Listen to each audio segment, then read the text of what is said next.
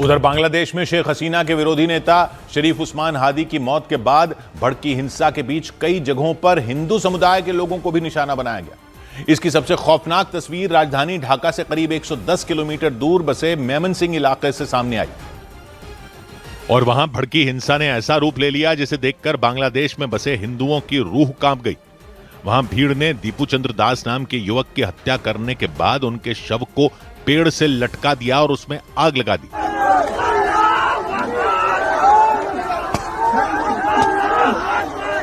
वहां जुटी भीड़ तब तक खड़ी रही जब तक शव पूरी तरह जल नहीं गया।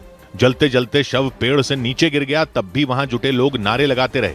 यही नहीं, उन्होंने आग लगाने से पहले हत्या कर दी गई। उनकी हत्या के बाद भी जब उपद्रवियों का मन नहीं भरा तो उन्होंने उनके शव को पेड़ से लटकाकर उसे आग के हवाले कर दिया। यह हत्या ऐसे वक्त में की गई जब पूरे बांग्लादेश में हिंसक प्रदर्शन हो रहे हैं। शेख हसीना के विरोधी और छात्र नेता शरीफ उस्मान हादी की मौत के बाद पूरे बांग्लादेश में हिंसा भड़क गई। इस दौरान कई इलाकों में एक बार फिर हिंदू समुदाय के लोग निशाने पर आ गए और बांग्लादेश के मेमनसिंह में जिस हिंदू युवक की हत्या की गई उनके परिवार वालों का रो रो कर बुरा हाल हो गया। घटना ने उस इलाके में रहने वाले हिंदू समुदाय के लोग खौफ से भर गए और हत्या की खबर मिलते ही इलाके में रहने वाले कई हिंदू परिवार दीपू चंद्र दास के घर पहुंच गए। लोगों ने उनके परिवार वालों को ढांढस बंधाया।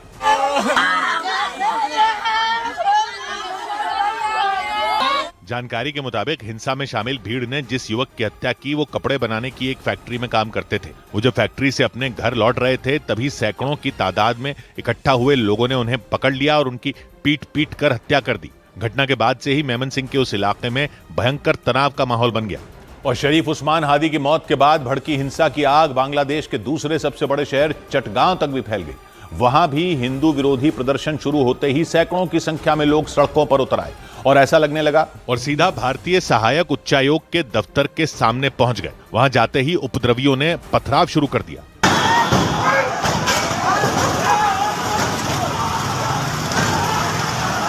सैकड़ों की तादाद में जुटे लोगों ने उच्चायोग के दफ्तर के गेट पर पत्थरों की बारिश कर दी। उनके हमले से पूरे इलाके में दहशत का माहौल बन गया।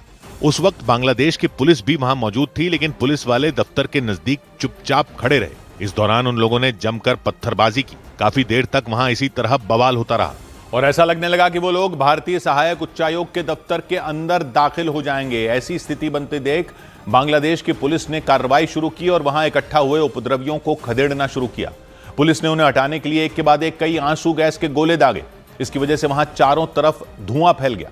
इसके साथ ही पुलिस वालों ने कई प्रदर्शनकारियों को दौड़ा दिया। हालांकि कुछ लोगों ने इस कार्रवाई का विरोध करने की भी कोशिश की, लेकिन पुलिस के सख्त रवैये को देखते हुए उन्हें पीछे हटना पड़ा। इस बीच हालात बिगड़ते देख चटगांव में मौजूद भारतीय सहायक उच्चायोग के बाहर बांग्लादेश की सेना को तैनात कर दिया गया। वहां की सेना की कई गाड़ियां दफ्तर के आसपास खड़ी नजर आईं और इस सबके बीच बांग्लादेश की अंतरिम सरकार के मुखिया मोहम्मद यूनुस ने बांग्लादेश के लोगों से अपील की कि वो शांति बनाए रखें। उन्होंने शरीफ उस्मान हादी की मौत के बाद भड़की हिंसा को तुरंत खत्म करने की भी गुजारिश की और साथ ही बांग्लादेश के लोगों को यह भरोसा भी दिया कि शरीफ उस्मान हादी की हत्या करने वालों को जल्द पकड़ लिया जाएगा। मोहम्मद यूनुस ने तब तक लोगों से धैर्य बनाए रखने की अपील की। जो संयम बजाय रखुन, आईन श्रृंखला रक्षाकारी बाहिनी और संश्लिष्ट संस्थाগুলোকে पेशादारित्वेर संगे। मोहम्मद यूनुस ने शरीफ उस्मान हादी को शहीद बताया और उनकी याद में एक दिन के राष्ट्रीय शोक की घोषणा की। उन्होंने ऐलान किया कि इस दौरान बांग्लादेश के सभी सरकारी दफ्तर और संस्थान बंद रहेंगे और दूसरी तरफ बांग्लादेश में उपद्रवियों ने अवामी लीग के नेताओं को भी निशाना बनाना शुरू कर दिया। कई पूर्व मंत्रियों के घरों पर हमले की खबरें आई और तो और सैकड़ों लोगों की भीड़ बांग्लादेश में राष्ट्रपिता कहे जाने वाले शेख मुजीबुर रहमान के पैतृक घर पर पहुंच गई। बांग्लादेश के पूर्व प्रधानमंत्री शेख हसीना के पिता शेख मुजीबुर रहमान बांग्लादेश के पहले प्रधानमंत्री थे। उन्होंने उस वक्त के पाकिस्तान के खिलाफ मुक्ति वाहिनी नाम का संगठन बनाकर जंग लड़ी थी। इसके बाद भारतीय सेना की मदद से बांग्लादेश बनाया गया था, लेकिन गुस्सा निकालने के लिए प्रदर्शनकारी उन्हीं शेख मुजीबुर रहमान के घर पहुंच गए और जहां न सिर्फ उनके पैतृक घर पर बुलडोजर चलाया गया बल्कि वहां आग तक लगा दी गई। और ढाका के धनमंडी इलाके का यह वही घर है जहां 2024 में भी प्रदर्शनकारियों ने इसी तरह से उपद्रव किया था और अब एक बार फिर प्रदर्शनकारी अपना गुस्सा निकालने के लिए शेख मुजीबुर रहमान के पैतृक घर पहुंच गए। वहां पहुंचे लोग हथौड़े हाथों में लेकर पहुंचे और घर की दीवारों पर हथौड़े चलाते हुए अपना गुस्सा निकालते दिखे। कुछ लोगों ने घर के एक हिस्से में आग लगा दी।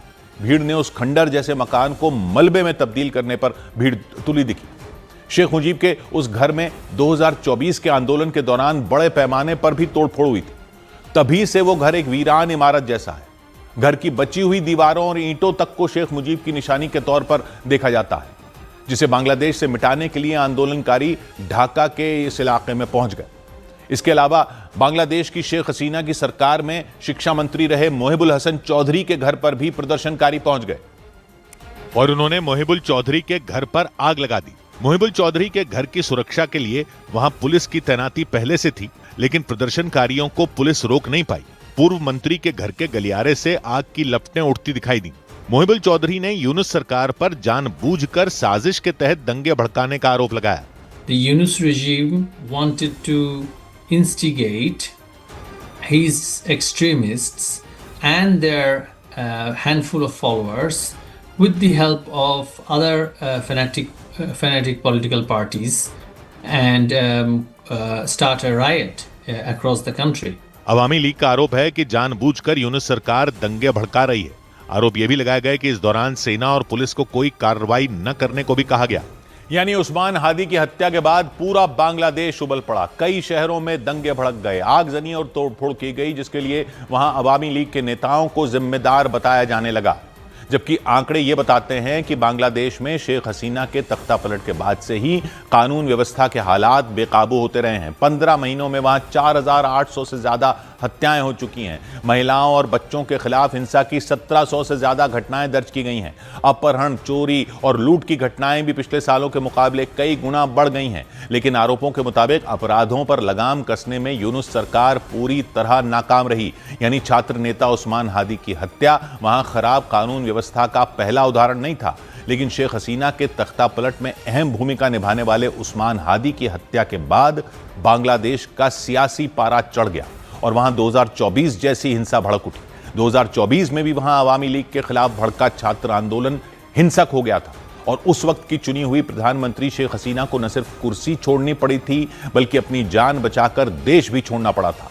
उस वक्त भी वहां के कट्टरपंथी संगठनों के लोगों ने शेख हसीना के पिता शेख मुजीबुर रहमान पर अपना गुस्सा निकाला था। शेख मुजीब की मूर्ति तोड़े जाने की तस्वीरें भी सामने आई थी। माना जा रहा है कि शेख मुजीब पर गुस्सा निकालने वाले बांग्लादेश के वो कट्टरपंथी संगठन हैं जो पाकिस्तान समर्थक हैं और हमेशा से ही भारत विरोधी रहे हैं।